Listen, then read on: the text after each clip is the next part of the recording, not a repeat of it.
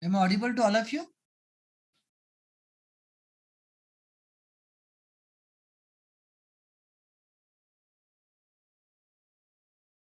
Hello, am I audible?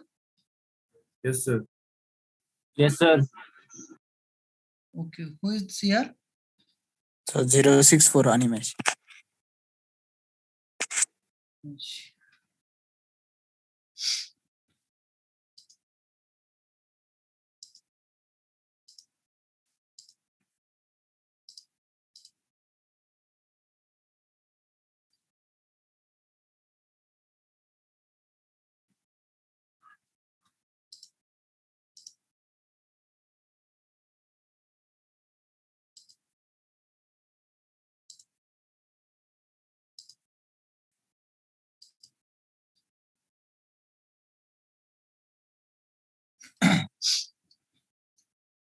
Animesh, you can allow the students, okay, in the room. Yes, sir. Confirmation. Okay, so in the last lecture, I think we learned about R naught, is it? Yes or no? Yes, sir. And we not started the application to the, we not seen the Joule's law, no? Now, Joule's law we discussed? No, No, sir. only this. Specifically in Joule's law we not discussed. Okay. So in the today's lecture, we try to understand the law of conservation of the energy. We know the law of conservation of energy. Energy is neither created nor destroyed. It is going to be converted from one form to the another. The same law we also call as the first law of thermodynamics, where the heat we are able to convert into the work done, and work done we are able to convert into the heat. So the first law of thermodynamics,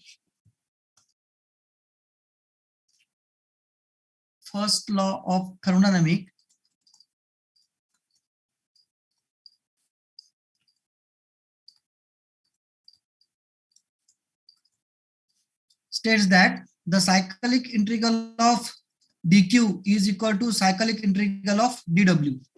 What is dq and dw? Dq and dw is nothing but called as the heat and the w, or heat and work. Why the cyclic integral? That means the complete conversion of the heat into the work done and complete conversion of work into the heat. So when a system undergoes a thermodynamic cycle, then the net heat supplied to the system from the surrounding is equal to the net work done by the system on its surrounding.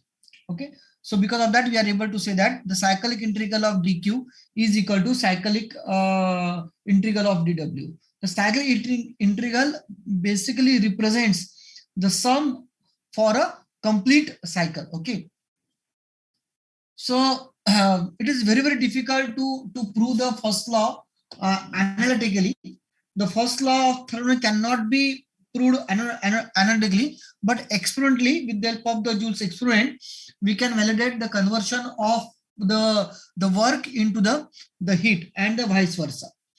But experimentally, the evidence has repeatedly confirmed its validity, and since no phenomena has been shown in contradict to it of conversion of heat and heat into the work done. So the first law of thermodynamics may also be stated as the heat and work are mutually convertible, but since energy can neither be created nor destroyed, the total energy associated with that energy conversion remains constant. Okay.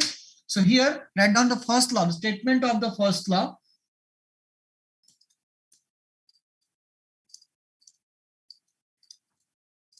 The heat and work are mutually convertible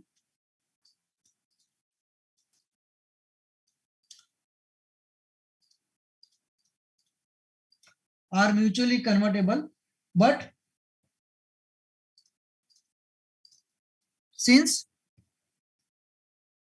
energy can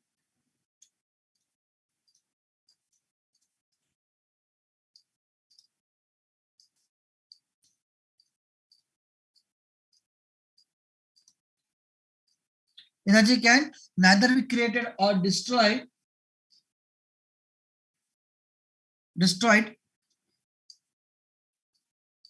then the total energy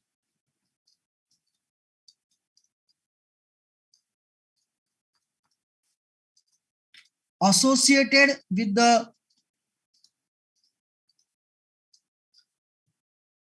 the system of energy conversion, the system of energy conversions remains constant.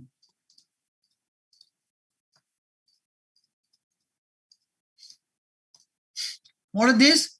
This is the, what we can say, the first law of thermodynamics. There is also a second statement of the first law of thermodynamics. It says that no machine can produce energy without corresponding expenditure of energy. That is, it is impossible to construct a perpetual motion machine of first kind. Okay, that means without consuming any amount of the energy, it is not at all possible to produce any another type of the energy. So the machine which violates the first law of thermodynamics, that machine we generally call as the perpetual motion machine of first kind. Okay, so here let's discuss about the Joule's experiment. All of you are getting that? Yes or no? Any Yes, sir. doubt in this? Yes, sir. Thank you. So in the Joule's experiment, we used to have a beaker, a closed container, you can say. In that, we used to have water and a stirrer, a vertical shaft,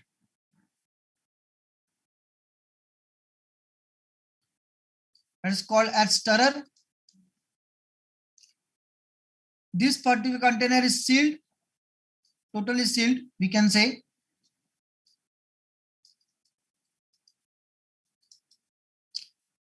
And here, this shaft is connected, placed on the pulley. Pulley is to get rotated by heddle of the thread, which is mounted on another pulley. And there is one suspended weight on this rope or on this thread. That is called as W. We taken this particular water at atmospheric temperature as 25 degrees Celsius. And one thermometer is also be inserted. Okay.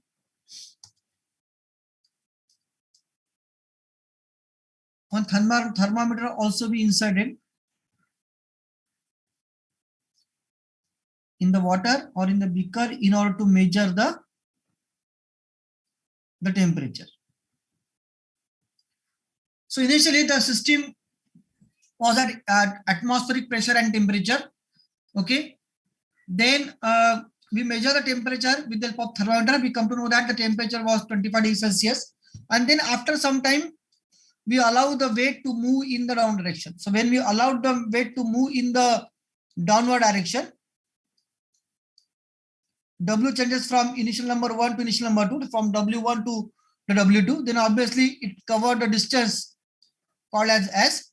So work is done. So work is done is nothing but called as the W multiplied by S. Is it? Now when the work is done, then obviously pulley rotate. And when the pulley rotate, this pulley also rotate. When this pulley rotate, this particular shaft also rotate. So after some time, when the shaft rotate, then obviously stirrer will rotate. Obviously will get rotated inside the water. And because of that, the momentum inside the fluid particle will build up. And when the momentum built up, the friction will take place. Will take place in between the particle. And because of that, after some time, by measuring the temperature with the help of thermometer, we come to know that the temperature was increased from 25 degrees Celsius to 28 degrees Celsius. What basically happened? In this case, whatever the work you done on the system, because W multiplied by I, this is the work done.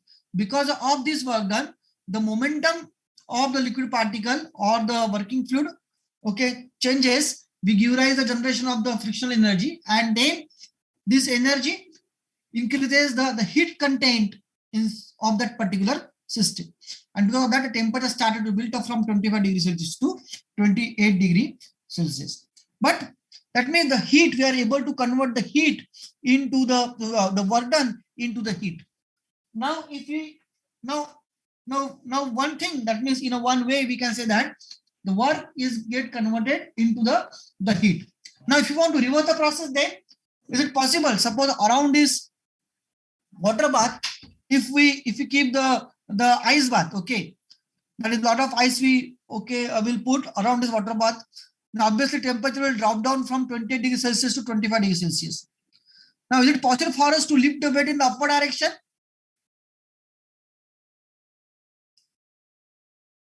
Yes. Is it possible for us to lift the weight in the upward direction? Because of the rise of the temperature from 25 degrees Celsius to 28 degrees Celsius, okay, we are basically able to say that work is done on the system. That means work done is now get converted into the heat. Now, we want to reverse the system. So, is it possible by cooling this water bath, is it possible for us to lift the weight in the upward direction? No, sir. No, it is not at all possible. No, sir. Now, that means again the first law comes to picture that without expending any amount of the external energy on a system, it is not possible for us to generate, okay, or to produce the any another type of the energy. So what basically happened in this case? In this case, the energy of the system changes. And when the energy changes, that means previously at 25 degrees Celsius, the system was at energy level 1, and at 28 degrees Celsius, the system was at energy level 2. That means what happened? There is a change in the energy. That means E2 is greater than E1. So E2 minus of E1, okay, the work get converted into the heat. That means amount of the heat built up is greater than the amount of the, what we can say, the work. So we can say the Q minus of W is equal to E2 minus of E1. In other words, we can say the change in this energy level is equal to change in energy is equal to Q minus of W. So if you integrate this, okay, of Q minus of W from state number 1 to state number 2, then we are able to get change in energy, that is called as E2 minus of E1. So if this is equal to E2 minus of E1, then what that basically E represent? The E represents the internal energy of the system.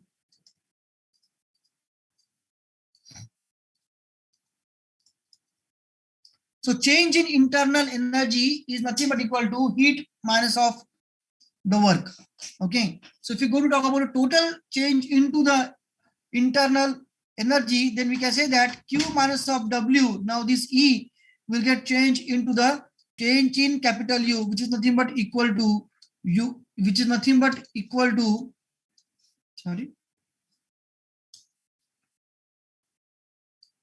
U2 minus of U1. Getting all of you? And this is nothing but called as statement of mathematical statement of first law of thermodynamics. Getting? Yes or no? Yes, sir. Yes, sir. So we can say that Q minus of W is equal to del U. Remember, the sign of Q and W depends on the whether the heat is produced or whether the heat is rejected, or whether the work is absorbed or whether the work is done. Okay. So sign conventions are depends on that. So when the heat is produced, it is the plus of Q. When the heat is rejected, is a minus of Q. When the work is produced, is a plus of W. When the work is absorbed, it is minus of W. So Q, plus of Q, minus of Q, plus of W, and minus of W. So sign conventions are depend on in which type of the system the heat and work get converted or they are involved.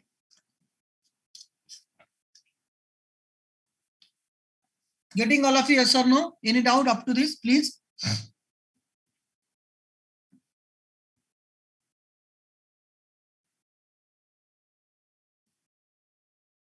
Sir, how work is produced? The work is supported the example of engine. So in the engine, we fire the fuel, that is a petrol plus diesel, petrol or diesel with the air. Then because of that, the chemical energy of the fuel get converted to heat energy. And when the heat energy get produced, then obviously that heat energy applied the back pressure on the head of piston, and piston will reciprocate. And when the piston reciprocate, the work is produced. Yes or no? The shaft will rotate, and on that shaft, the wheels are there. So when the shaft rotate, the obviously will also rotate, and will get the motion inside the vehicle. So that is the work is produced. But okay, getting yes or no? Yes, sir. Now in the case of turbine also, suppose an example of water turbine, the water from high head will impact on the blade of a turbine. The turbine will start to rotate, and when turbine will start to rotate, the shaft will rotate. The shaft is situated inside the generator, and we are able to get the electricity. That means the work is produced. Getting all of you? Yes, sir. Okay. Now we'll talk about the specific heat. Perfect gas we talked about already. We talked about that. Now we'll talk about the specific heat. Okay.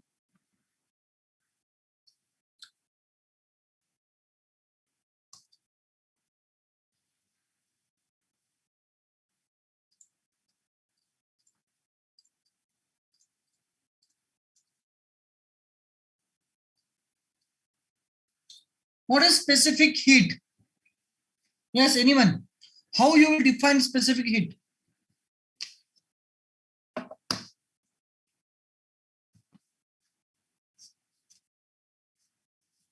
Yes.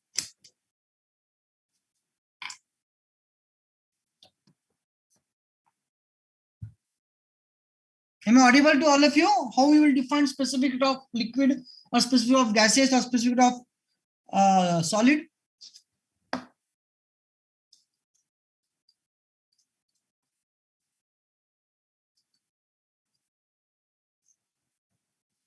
Anyone?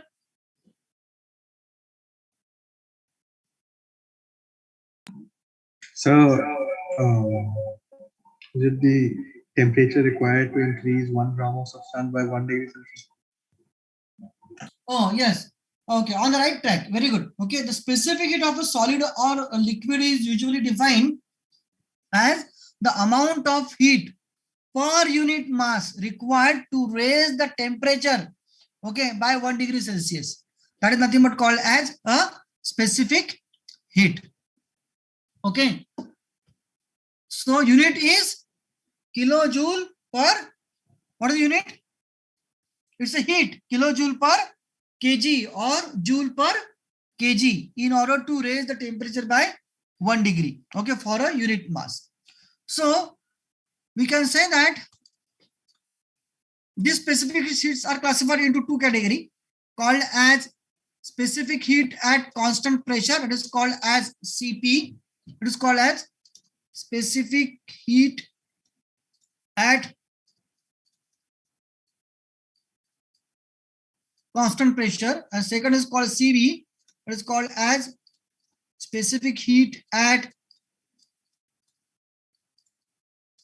constant volume. So generally for the perfect gas, we always consider that these specific heats are not changing with respect to temperature. They are used to be constant throughout the process. But for the real gas, okay, the specific heats are subject to change with respect to variation into the temperature.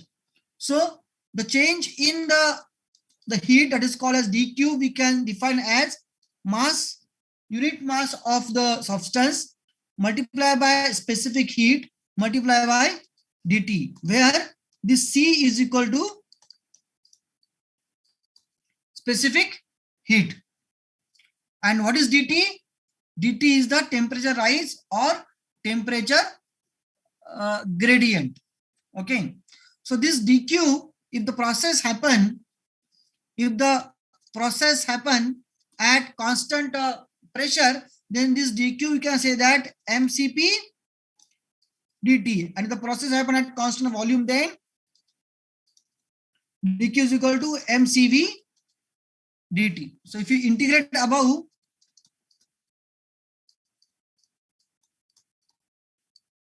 is this screen is visible to you, to all of you? Yes or no? Yes or no? Yes, sir.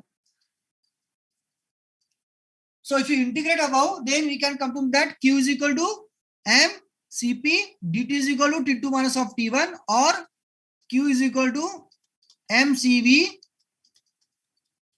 t2 minus of t1. So note that the value of cp and cv for perfect gas are always constant. Okay, for all what we can say gases at all pressure and at all temperature, unless and until it is not mentioned that the cp and cv they are varying with this temperature for the real gases, they need to give the equation, and depends on that profile equation we are basically able to find out the value of cp and the cv. Okay, but in all your 8 unit basically will consider the value of cp and cvs are constant. Okay, now we just not talk about the Joule's experiment. Now we'll talk about the Joule's law. Okay.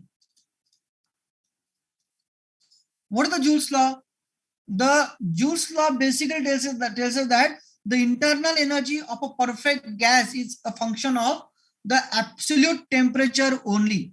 Okay. And just now we seen in the law, in the Joule's experiment, that because of the fall down of the weight in the downward direction, internal energy changes, and because of the change in the internal energy, okay, we are able to see the change in temperature from 25 degrees Celsius to 28 degrees Celsius. That means the internal energy of this particular perfect gas or ideal gas is a function of absolute temperature only, and this is nothing but called as statement of Joule's law. It states that the internal energy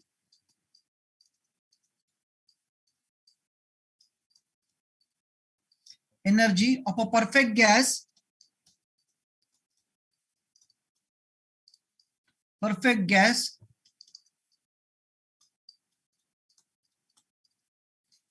is a function of absolute temperature only. What that means? That means U is the function of T. So if you consider 1 kg of perfect gas at constant volume, then according to the first law of thermodynamics, we can say that change in energy is equal to change in internal energy plus of dW, or dq minus of du, or dq minus of dw is equal to du. So this is our first equation. For non-flow system,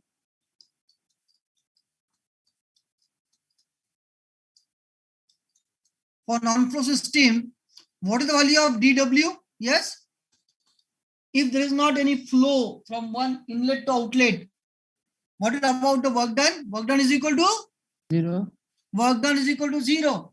So equation number 1 implies that dq is equal to your dw. So this is nothing but called as equation number 2. So at constant volume process, because when you are talking about when we talked about the Joule's experiment, is there is any change into the volume of the water content? Is there any conversion of water into the vapor in this case? No. That means the process is happening at constant volume. Okay, so remember, for change in internal energy, we always consider the process is to happen as the constant volume. That means at constant volume for perfect gas, for perfect gas, this dq is equal to cv multiplied by your dt. Okay, this is equation number 3.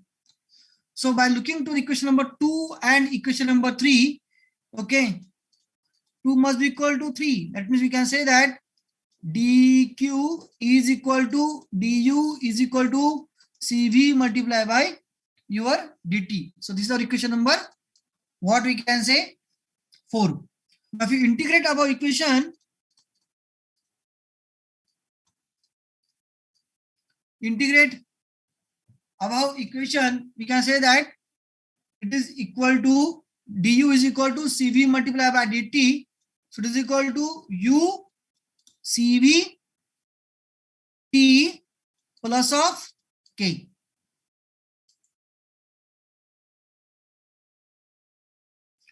Okay. You want, okay, you're not finished? Is it okay now? Please respond. Please unmute yourself. Yes, sir. Yes. Yes. Okay. So u is equal to cvt plus of k. What is k now? K is equal to your constant. K is constant. So this is our equation number 5. Now put the boundary condition. In order to get the value of k, assume the u is equal to 0. Okay. Then t is also equal to 0. And in that case, the k is also equal to 0. So our equation number 5 implies that u equal to cv multiplied by t. The plus of k is equal to 0. Or we can say u equal to, for m kg of perfect gas, m cv and t. Or we can say it is equal to m cv multiplied by t2 minus of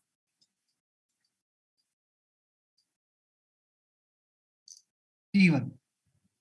Okay, so this is our, Sir, please wait, sir. We are not finished writing yet. okay.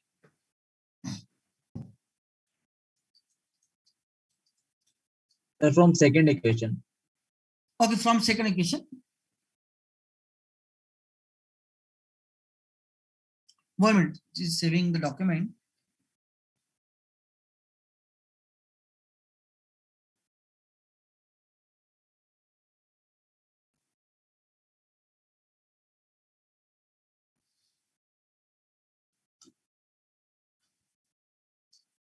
So many times in the examination, they ask this question prior to your lockdown. Okay, that prove that internal energy is always a function of absolute temperature only. So in that case, you need to prove this from 1 to 7. So for 5 to 6 mark, many times they ask this question.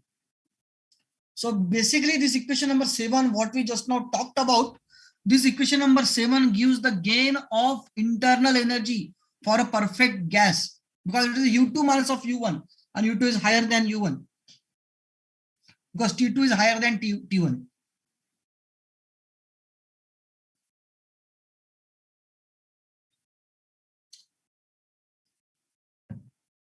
Sir, third equation.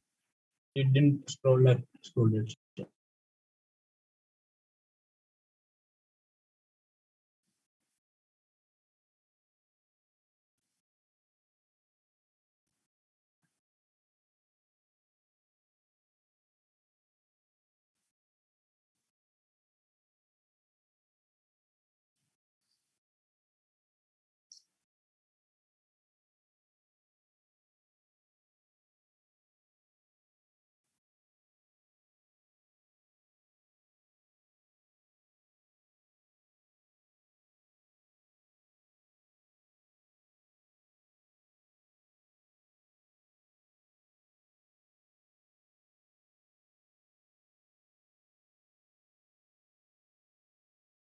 Sir, please scroll it down. No, 6, 7. Sir.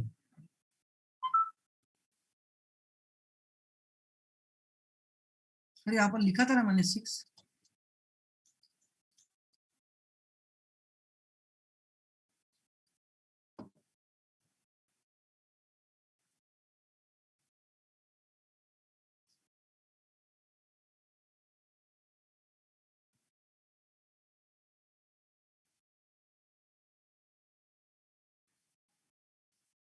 Yes, sir. Okay, so equation number represents that the gain in the internal energy. Now there is a perfect relationship between this Cp and the Cv. Okay, just now we talked about the Cp and the Cv, and we come to know that for the change in internal energy, the process must happen at constant volume. So we are able to land up with the equation that Q is equal to, or change in internal energy is equal to mCv T2 minus of T1. So one can ask the question, sir, why it is not at mCp? Because as per the Joule's law, we come to know that the conversion of heat get converted into the heat at constant volume. You're not able to see any significant change into its volume. Getting all of you? Yes or no, please? Yes, sir. So for the internal energy, it is always change in internal energy equal to is always mCv del T. Okay, don't use Cp for the change of internal energy. Okay, now try to understand the relationship between the two specific heat.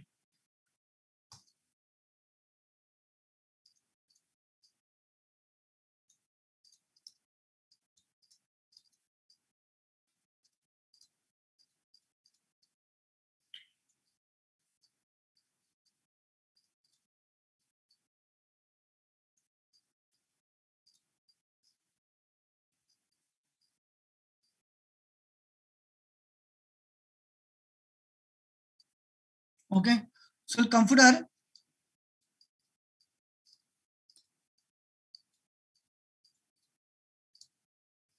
a perfect gas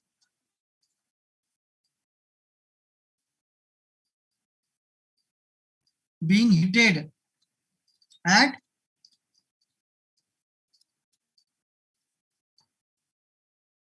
constant pressure from T1 to T2. So at constant pressure, we are heating the perfect gas. Okay, the pressure is constant, and because of that, we are able to see the change into the volume and change in the temperature. So आप मेरे साथ लिखते जाइए, लिख रहे हैं ना? Yes, sir. हाँ, क्योंकि अगर मैं पूरा लिखूंगा, आप बाद में बोलेंगे सर आप पहले जाइए. So it will be little bit difficult to complete, okay, the derivation and a numerical. So whatever the things are going on, please try to take down at the same time. I'll go a little bit slow, okay?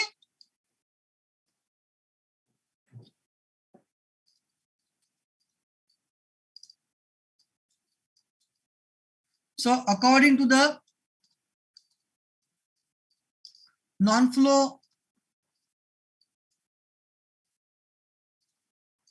energy equation, we can say that the Q is equal to change in energy, that is U2 minus of U1 plus of W. Okay, and for perfect gas,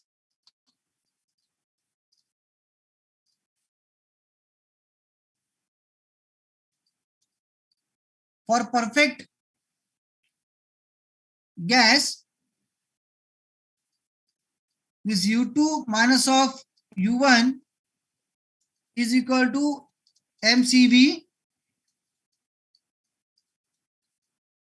T2 minus of T1. This is equal to second equation.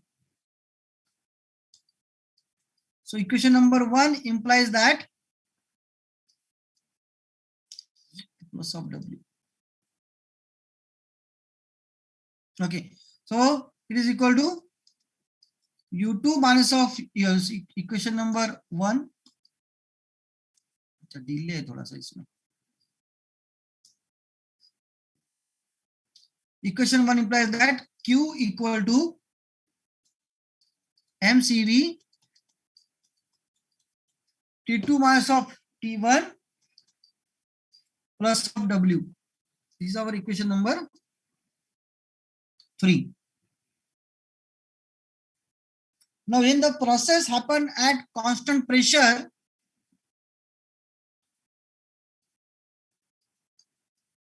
in a constant pressure process, process, this W is equal to P2 V2 minus of P1 V1. This is a work done equation. Work done is equal to integration P multiplied by dV. Okay, but P, that is P2, P2 and P1, and V is nothing but V2 and a V1. Now in the constant pressure process, P2 equal to P1 is equal to P. So I can say that P1 V1 is equal to MRT1 and P2 V2 is equal to MRT2. So in this equation, I can say that is nothing but MRT2 minus MRT1. So I can say that it is equal to MRT2 minus of T1. So this is equation Excuse me, number. sir. Yes, please. Sir, what you have written after equation number 3 in a constant? Pressure ये नहीं हुआ, pressure ये save नहीं हुआ मेरे ख्याल से, इसीलिए 1 minute.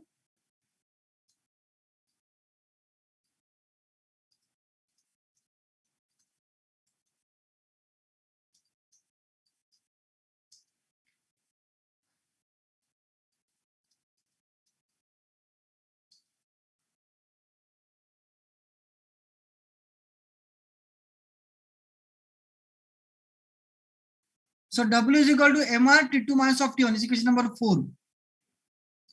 Now our equation number 3 implies that this is our equation number 3. This is equation number 3. Q equal to MCV T2 minus of T1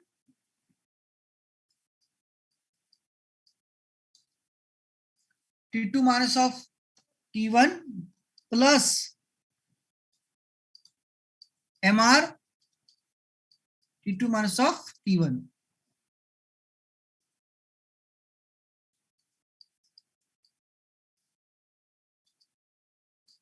So it is equal to MCV plus of R. थोड़ा सा इसमें lag है, ये ध्यान में रखिए लिखते वक्त. T2 minus of T1. देखो ये सेव नहीं हो रहा है यहाँ पर, like this. So this is our equation number 5.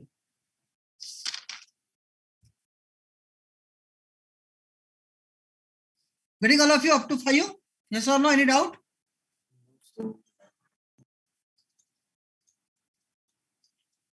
Now for constant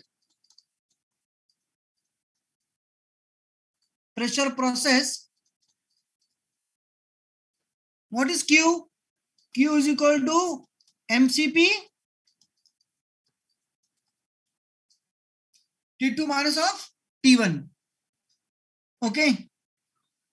This is our equation number 6. So we can equate equation number 5 with the equation number 6. Equation number 5 must be equal to equation number 6.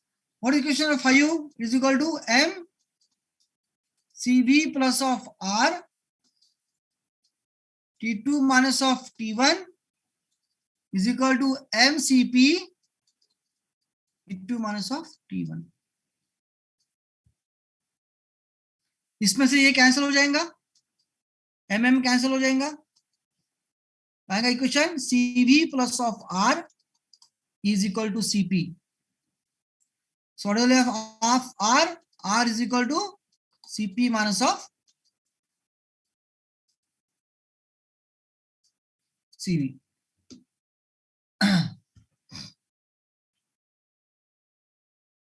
So this is the most famous equation in the thermodynamic, where R is equal to gas constant is always equal to Cp minus of Cv.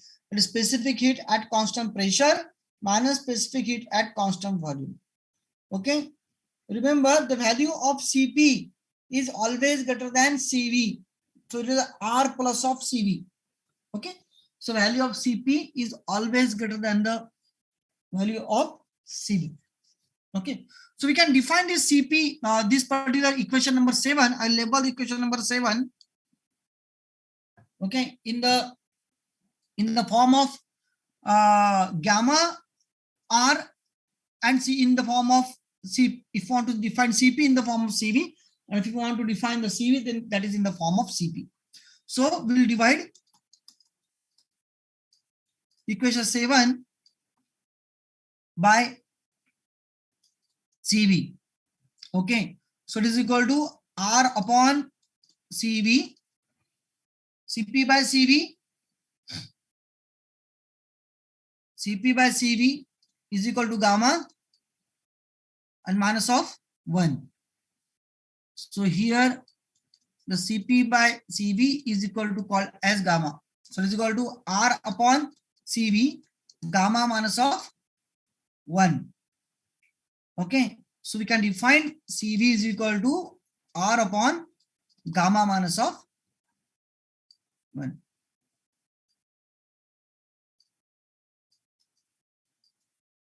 So few times they ask in the exam they ask prove that value of Cv is equal to R upon gamma minus of 1.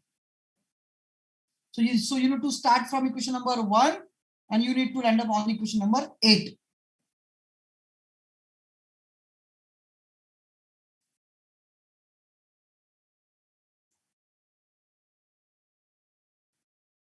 Getting all of you with me? All of you with me, yes or no, please? Yes, sir. Now equation number 7. Okay. Divide equation number 7 by Cp. So you'll get 1 minus Cv by Cp is equal to R upon Cp.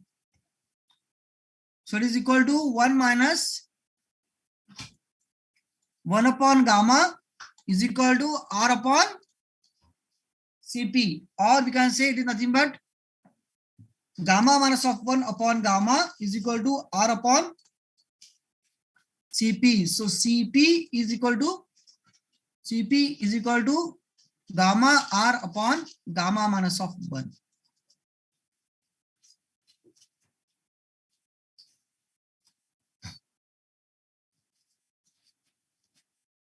So few times they also ask this relation that prove that value of Cp is equal to gamma R upon gamma minus of 1, or define Cp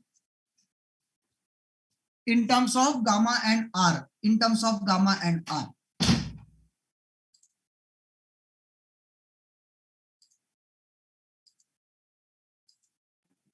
Yes.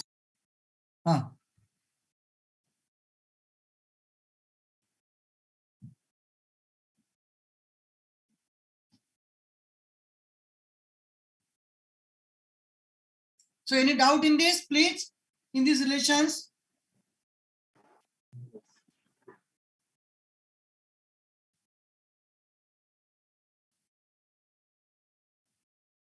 So show the last line. Last one.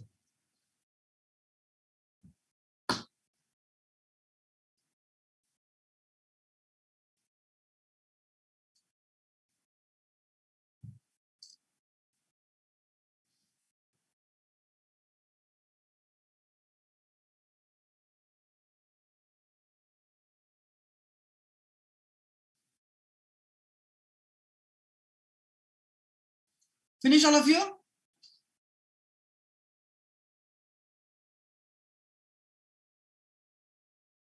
Okay. So here the value of Cp is equal to gamma R upon gamma minus of particular 1. Now the ratio of specific heat, although we talked about that, okay, the ratio of specific heat,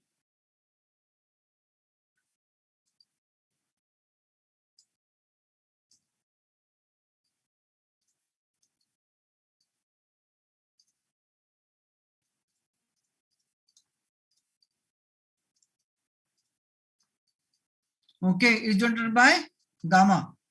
And gamma is equal to Cp by Cv.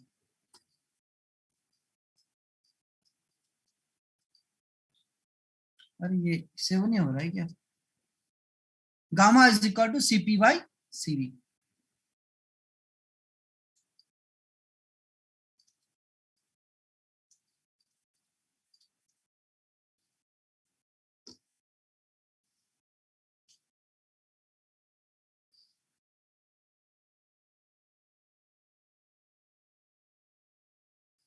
So by looking to this, we come to that value of CP is always greater than value of CV.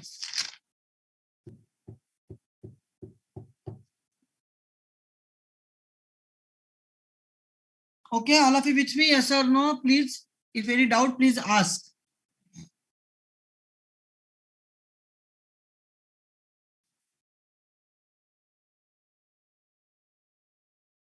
किसी को कुछ doubt है?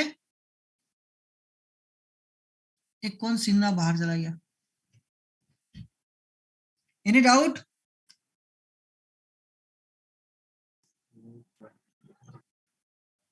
Yes or no, please.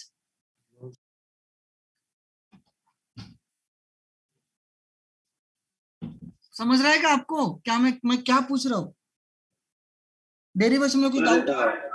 You write in a constant method, work done is keeping no doubt, sir. I'm not getting, not able to get your sound. क्या कह रहे थे आप? Got it, no doubt, sir. No doubt, sir. Okay. So in this today's lecture, we try to understand the Joule's law, the first law of thermodynamics, then the internal energy. We try to understand the internal energy is the function of absolute temperature. Then we move on specific heat. We try to establish the relationship between the specific heat, that is CP and CV. And we also try to discuss the 3 different form of CP and 3 different equation which contain the value of CP, CV, R and the gamma. And also we try to understand the ratio of CP and CV, that is called as gamma. The value of CP is always greater than the CV because CP is equal to CV plus of your R. Okay.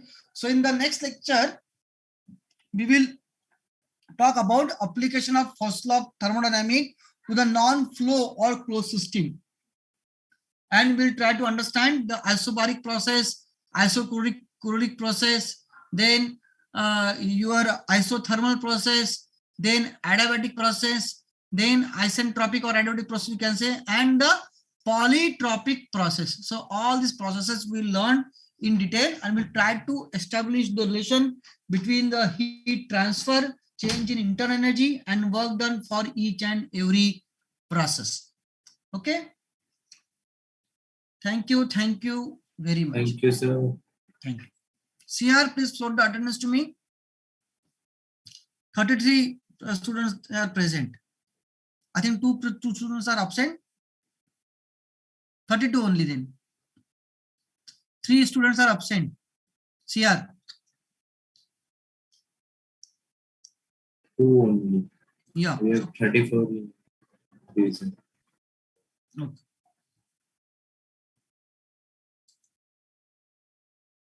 Thank you, sir. Thank you very much. Jai Hind. Jai Hind, sir.